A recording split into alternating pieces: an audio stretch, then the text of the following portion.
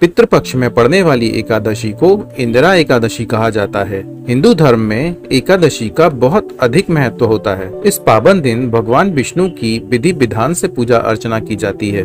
धार्मिक मान्यताओं के अनुसार एकादशी व्रत करने से मृत्यु के पश्चात मोक्ष की प्राप्ति होती है। इंदिरा एकादशी पर व्रत कथा का पाठ जरूर करना चाहिए। जो लोग इस व्रत कथा का पाठ नहीं कर सकते, उन्हें इसका श्रवण जरूर करना चाहिए। तो आइए सुनते हैं इंदिरा एकादशी की व्रत कथा। बोलिए जय श्री कृष्ण। युधिष्ठिर ने पूछा, हे मधुसूदन, कृपा करके मुझे यह बताइए कि आश्विन के कृष्ण पक्ष में कौन सी एकादशी होती है। भगवान श्री कृष्ण बोले, राजन, आश्विन के कृष्ण पक्ष में इंदिरा नाम की एकादशी होती है। उसके व्रत के प्रभाव से बड़े बड़े पापों का नाश होता है। नीच योनि में पड़े हुए पितरों को भी यह एकादशी सद्गति देने वाली होती है। राजन, पूर्व काल की बात है। सतयुग में इंद्रसेन नाम से विख्यात एक राजकुमार थे, जो महिष्मतिपुरी के राजा होकर धर्म पूर्वक प्रजा का पालन करते थे। उनका यश सब ओर फैल चुका था। राजा इंद्रसेन भगवान विष्णु की भक्ति में तत्पर हो गोविंद के मोक्षदायक नामों का जप करते हुए समय व्यतीत करते थे और विधि पूर्वक आध्यात्म तत्व के चिंतन में संलग्न रहते थे। एक दिन राजा राज्यसभा में सुख पूर्वक बैठे हुए थे। इतने में ही देवर्षि नारद आकाश से उतरकर वहां आ पहुंचे।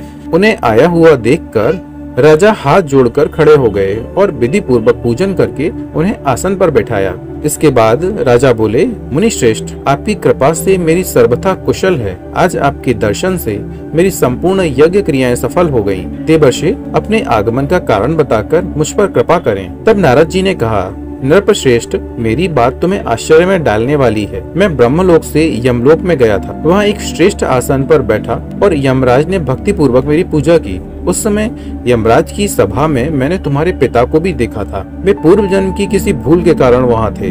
राजन, उन्होंने तुमसे कहने के लिए एक संदेश दिया है, उसे सुनो। उन्होंने कहा है, बेटा, मुझे इंदिरा एकादशी के व्रत का पुण्य देकर स्वर्ग में भेजो।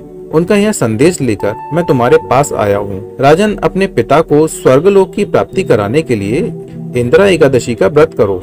राजा ने पूछा, भगवान, कृपा करके इंदिरा एकादशी का व्रत बताइए। किस पक्ष में, किस तिथि को और किस विधि से यह व्रत करना चाहिए।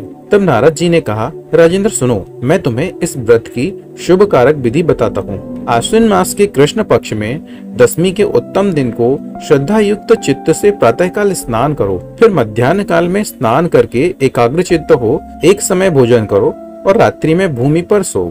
रात्रि के अंत में निर्मल प्रभात होने पर एकादशी के दिन दातुन आदि करके मुंह धो। इसके बाद भक्ति भाव से इस प्रकार उपवास का नियम ग्रहण करो। हे कमल नयन भगवान नारायण, आज मैं सब भोगों से अलग हो निराहार रहकर आपका भजन करूंगा। हे अच्युत, आप मुझे अपनी शरण दें। इस प्रकार नियम करके मध्याह्न काल में पितरों की प्रसन्नता के लिए सालग्राम शिला के सम्मुख विधि पूर्वक श्राद्ध करो और दक्षिणा से ब्राह्मणों का सत्कार करके उन्हें भोजन कराओ। पितरों को दिए हुए अन्नमय पिंड को सूंघकर गाय को खिला दो। फिर धूप और गंध आदि से भगवान ऋषिकेश का पूजन करके रात्रि में उनके समीप जागरण करो। तत्पश्चात सवेरा होने पर द्वादशी के दिन पुनः भक्ति पूर्वक श्रीहरि की पूजा करो। उसके बाद ब्राह्मणों को भोजन कराकर भाई, बंधु, नाती और पुत्र आदि के साथ स्वयं मौन होकर भोजन करो। राजन, इस विधि से आलस्य रहित होकर यह व्रत करो। इससे तुम्हारे पितर भगवान विष्णु के बैकुंठ धाम में चले जाएंगे। भगवान श्री कृष्ण कहते हैं, राजन, राजा इंद्रसेन से ऐसा कहकर देवर्षि नारद अंतर्ध्यान हो गए। राजा ने उनकी बताई हुई विधि से अंतःपुर की रानियों, पुत्रों और भृत्यों सहित उस उत्तम व्रत का अनुष्ठान किया। कुंती नंदन, व्रत पूर्ण होने पर आकाश से फूलों की वर्षा होने लगी। इंद्रसेन के पिता गरुड़ पर आरूढ़ होकर श्री विष्णु धाम को चले गए और राजर्षि इंद्रसेन भी निष्कंटक राज्य का उपभोग करके अपने पुत्र को राज सिंहासन पर बैठाकर स्वयं स्वर्गलोक को चले गए। इस प्रकार मैंने तुम्हारे सामने इंदिरा एकादशी व्रत के महात्म्य का वर्णन किया है। इसको पढ़ने और सुनने से मनुष्य सब पापों से मुक्त हो जाता है। बोलिए जय श्री कृष्ण।